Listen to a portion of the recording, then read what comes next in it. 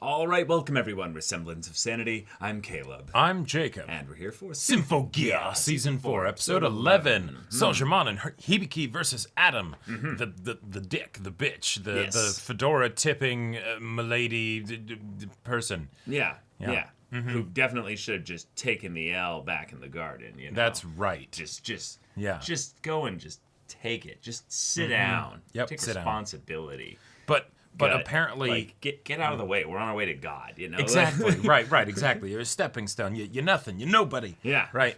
But apparently he's good enough to be able to break the fundamental law of microcosm and macrocosm. Oh my God. They blocked the ley lines, but instead he just used the thing that they were mapping the ley lines from anyways. The stars themselves. Yeah.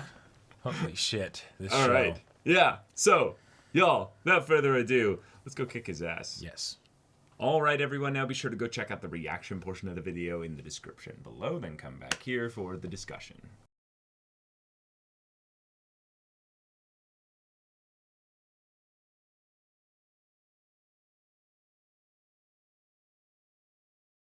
All right, Hibiki is about to reach godhood. Yep. The level upon which they will be able to break all of the barriers on humanity and ascend beyond plus ultra, giga drill break, all the things, which is cool. And Gungnir being the god slayer, and of course. of course. And here we go. Let's have it happen. Right. Let's rinse Adam. Let's move past him. Let's figure out why Adam is a robotic reject of a creator or creators, more accurately. Yep. There is a possibility that it's the nondescript, singular they. Right, exactly. So there's still a possibility of it being a single entity. Right, but it could be a group of entities. Right, that creates beings that are inorganic as like a... Yeah. That was the original, design pre-humans, and humans are the... imperfect. More the imperfect replicas. Right, but it is interesting, though, if it does end up being something where some kind of god being, especially if it's like, a machine. God, made a machine as opposed to just like making an organic life form. Well, that's I think the point here is that this is a being, but it is not a god. That's the thing I think is very, very much being set up here, is that human beings are under the illusion that they are free, and there is an actual oppressor. There is an actual oppressor, probably not a singular being either. Probably an actual civilization, race, a group. And I could see it very easily being a machine, like a machine race, where it's the no. This is very much the anti-spirals. Oh yeah, they reached perfection, and they have to have beings that are in their little pocket dimensions that they harvest energy from in order to keep their immortality or what have you. We'll see. We literally had Pierce the Heavens, Hibiki, this episode. So and now she has entered the heaven. Right. So we are I would absolutely not be surprised at all if we go full anti-spiral. So I also want to say there was something that was really funny that happened when the blast went up into the sky, right? Because she redirected the Tiki being, and Adam freaked out. I was like, why would you freak out? And then you and I both thought the same thing. Oh, the blast is going to hit the moon. Right. Fuck. Oh, no. Yeah. And he, knows that that's a bad thing. Except it didn't. Except because he has more or less the same objective, or one of his goals is the same objective as Fine's, so destroying the moon. I just wanted to say something silly though, because when the blast hit the satellite, it's either a choice of how they decided to have the visuals with the animation, but the blast hit the where was it? The blast hit the satellite. But then in the sky up here, it almost left like a I guess that's just an explosion. Right, but it looks like the explosion lingered as opposed to fading away. And that could have been nothing, you know? Right. But it did seem like it might mean something, but then they didn't follow up on it, so I'm guessing it's nothing. Yeah. But Hibiki turning into a god is maybe a bit more important. Right. What I thought about it as being is that there is a literal like Barrier dimension barrier that only godlike power could Can theoretically interact with. Sure. So the fact that it fired in that way, that was Adam being like, no, don't do that. You'll wake them up. You'll let them know we're being a problem. Too soon. Too soon. Cut. And, Right. and I immediately was like, wait a minute. Are they gonna try and pull This some what's his face from Gurren Lagann? It's from Gurren Lagann, Yeah. exactly. And so the more and more this anime goes on, I'm like looking for Gurren Lagann parallels here. I'm like, all right, we've got definite anti-spirals waiting in the wings for season 5. We've got, some moon shenanigans. And then we've got this guy here who's pretending to kind of channel what they have or what have you, but is apparently also a reject or something. Yeah, it's one of those things of where the fact that they're giving us info on Adam now, which means he's gonna die very soon. Right, and it's like, hey, getting info on antagonists and villains and stuff, that's helpful. That's helpful. Mm-hmm. It feels really weird that we're getting anything now. Because we don't care about him at all. Not at all. Not at all. Not even really in the wanting to see comeuppance against him. Nope. It's, he is the worst villain in Symphogear thus far. Yeah. By a factor of everything. Which is saying something considering that season 3 Season other than three the Elf-9 connection. Yeah. Right. I mean, it's 100% better than season 4 villains. Mm-hmm. But that was where we had, a bunch of auto scores that didn't really have any actual character to them that then die without really making sense. They were there for Carol. They were there for Carol, right? Yeah, and that's fine. But I am glad that Saint-Germain is still alive. Mm-hmm. I'm glad that Saint-Germain is still kicking ass. Yep. I'm glad that this is a potential eventual friend antagonist. Right. Which is cool because, one, she's not changing her ideals. Nope. She's not even holding hands. Nope. All she's basically saying is that, okay, cool. This guy is a bit of a dick, so yeah, let's This guy is a kick his problem, ass. so let's do that. I don't want to substitute this goal that I have for another oppressor. Which, let's be real, that makes a lot of sense, because if you have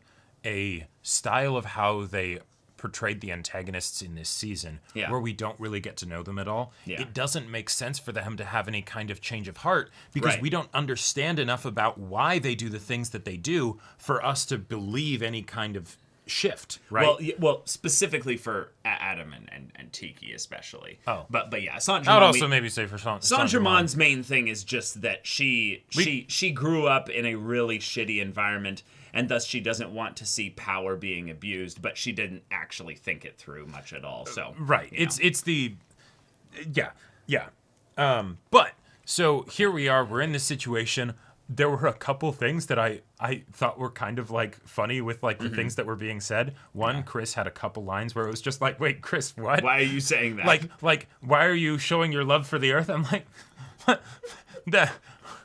what? And then when she was like, oh, she's just getting all fighting alongside someone she was just fighting to the death with. I'm like, Chris, where were you the last 4 seasons? Right, since the beginning of the show. Right. And it was great that Tsubasa was then like, Chris, girl, what are you talking about? Does it feel exactly how it was with you? How naturally, right? She does it. Someone checked to see if Chris is a shapeshifter, because I think she's an imposter or something. like Amogus. Yeah, exactly. Yeah. But then also the things of oh, how will Hibiki deal with something that's as big as this? It's again, have you seen the last 4 seasons? This is standard fare. Something big shows up, and then Hibiki doesn't give a shit and punches the fuck out of it anyways. I think the biggest twist of this whole episode was the fact that the divine power went to Hibiki. That was fucking awesome. Now, I want to throw out here a mechanical idea as to how this makes sense. Okay. Because we were doubling down on the Gungnir Godslayer side of things this episode. Mm-hmm. Gungnir is effectively fused with Hibiki, but Gungnir was shattered. So we have fragments in Hibiki, right? Right. Or am I misunderstanding something? Yeah, you're right. Yes.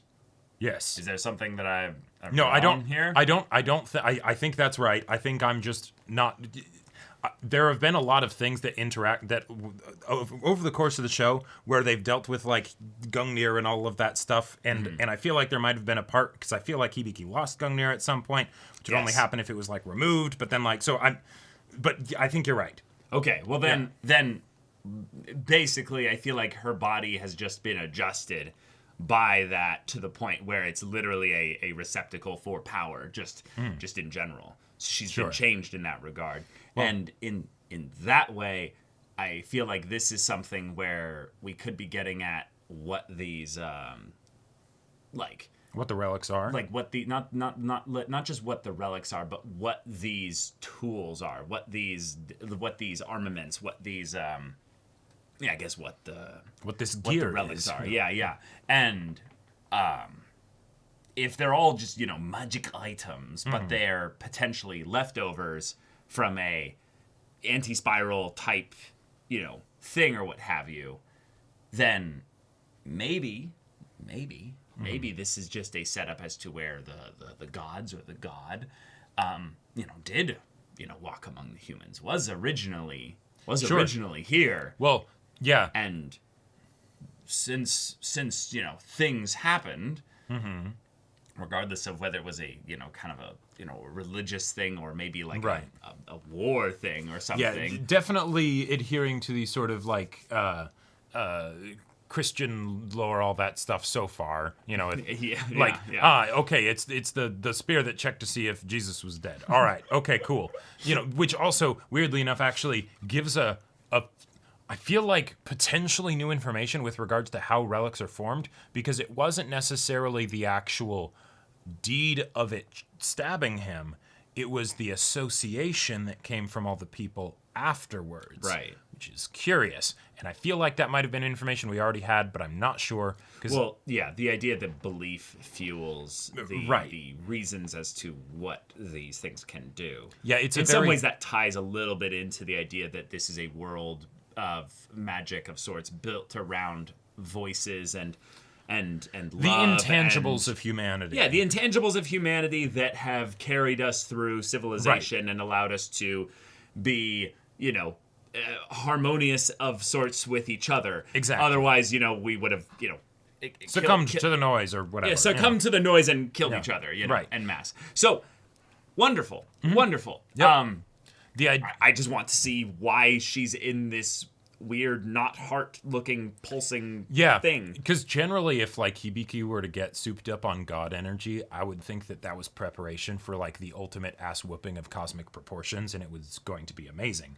But it's got ominous pulsing red light. So I'm wondering, like, wait, are we going to get into a situation where we actually have like femto Hibiki or something, and then it's like, suddenly Hibiki's the bad guy again, and then that's the reason of how we bring Miku back into the conflict, or I don't know. I personally would like a less antagonistic type of transformation, because I feel like they would resolve it in one episode if it was the case, and that would feel very lazy. I don't know. Right. So I would prefer it to be something where it's maybe phenomenal cosmic power, EDB living space, so it's hard to control. Sure. And that's something where it causes her to, in some ways, break whatever chains or barriers are on humanity. Right. And then suddenly they're like, oh fuck, look up in the sky, Yeah, it's a bird, it's a plane, it's God, Yeah. Shit, there's season 5. That's right. What it is. And because one of the things that I was kind of like looking for with regards to how this episode went. As far as comparing to other Symphogear season finales, this is actually fairly by the books. We have a situation, the villain is doing their thing, and then we whoop the villain, but then something else happens, and the villain comes back stronger or something like that, sometimes twice maybe, before the season's actually over, right? Right. Hibiki's transformation here feels like it's fitting the mold of the villain gets stronger, right? But it's Hibiki. So it's like, what's the deal there, well, right? that's why I think it's not actually fulfilling the typical structure of a Symphogear finale. It's actually just set up for season 5. We are not in... The villain's already beaten, and they're almost acknowledging, no, Adam was a bitch. He's not even human. He's just a robot. Mm-hmm. He doesn't get divine power. Nope. No, I will infuse into this art. No, bro. Your right arm is not that powerful. I know you love your right arm and everything. Yeah, but no. You can't just infuse power into your hat over and over again and think that you're a god. No, exactly. If you could... I love Frisbees too, but, that's pushing it, man. Exactly. If you could harness divine power through methods as, like, casual as that, I feel like Genjiro would just be a god casually by now. What makes you think Genjiro isn't exactly what Adam is? Like, we now have world-building confirmation as to why Genjiro is so strong. He reveals, he's like, I actually have been also a puppet all this time. And I've been here observing you. Keeping watch on you girls and making sure that you're actually, you thought I just got this wave by watching movies, Well, no, that could be the thing. It's the ultimate reveal is that he's like, he thinks that's why. No. But no, actually... What it actually is that Adam was rejected because he wasn't Genjiro. And they were like, okay, we'll make a machine because that'll be the best way to do it. No, that didn't work. But you're imperfect. Let's just go with the perfect one. Let's just go with there's Genjiro. Hey, there we go. Right? And it's like, yes, the culmination of the Earth and humanity, and all that stuff. Genjiro now exists. All right, There we go. Mission accomplished. Done deal. Of course, Genjiro would be the final boss. Mm-hmm. The final. Human threat. If that actually happened as like almost like a callback to like Fine, how it's like the villain was with you the whole time, but you just didn't notice, that would be the funniest shit. That would be the funniest shit. It would low key kind of break my heart, but no, because we would handhold him eventually. Right. And exactly. Do you want to see Genjiro? Yes, Genjiro character focus because he's the antagonist. So then you have a motivating factor. All right, but all seriousness, like here. We have, in some ways, stepped across the barrier. We stepped across the threshold. Yep. We are tapping into the godness. Mm-hmm. So that means in order to keep the girls up, season 5 is going to involve, Hibiki like blessing her sisters. Oh, totally. With a measure of her power. No, see, it's with hand holding. It's actually right, but the way that it happens is it's not going to be she actually like transfers the power to them. It's that they all do Symphogear transformations that combine with Hibiki as the core. So then it's actually all of them as some super mech ship, whatever, with all the songs playing at once. Opportunity here. It's actually not just Hibiki that's the core. It's Hibiki and Miku that's are the core. And I love that was kind of like, a thing like, okay, yes, Hibiki, is like all, innocent and wonderful or whatever. Sure. Pure soul. Pure soul. But it's the love she has for Miku. Exactly. Damn it. Like that's what makes her pure. Yeah, it's like original sin. Yeah. It's love, bitch. Right. Like that. Yeah. Hibiki and Miku are just holding hands in the core of the transformed Symphogear mega mech spaceship thing. And that's just like the power thing. There's a hamster wheel somewhere that just, goes spinning because they're holding hands. Lesbians break the power scaling. Fuck your power scaling. We have love. Yeah, exactly. Yeah, so let's like God approved. Actually, hold on a sec. If that now this is tinfoil hat for sure.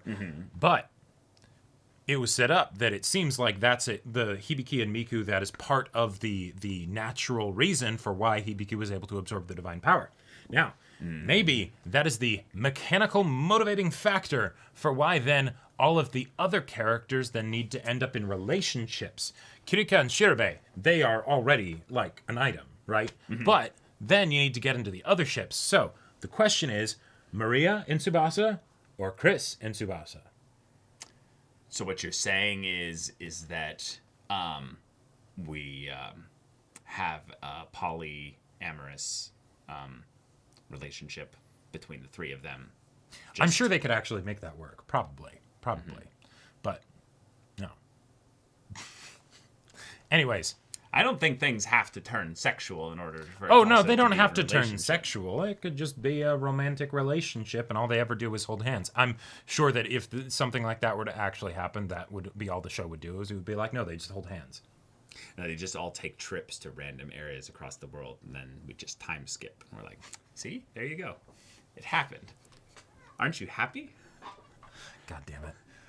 But yeah, so here we are. Here we are. Adam has been punked like the little bitch that he is. I don't want to hear more than like 5 minutes worth of screen time given to him. Yep. Also, in the next episode, the sound design for this episode Tiki, was really good. Especially, and by really good, I mean Tiki was creepy. Tiki's form, especially the explosions, the bell noises. Like I dig all of it to the point that it unnerved me the way her voice sounded like something involving an elevator scene in the season 1 finale. I have no idea what you're talking about. Yeah. So, yeah. Right. Like, it's something where Tiki, up until now, she's always been kind of just annoying to me. And it's like, okay, it's a way to show that, like, yeah, you know, she's with Adam and it's different allegiances than, you know, the other 3 had.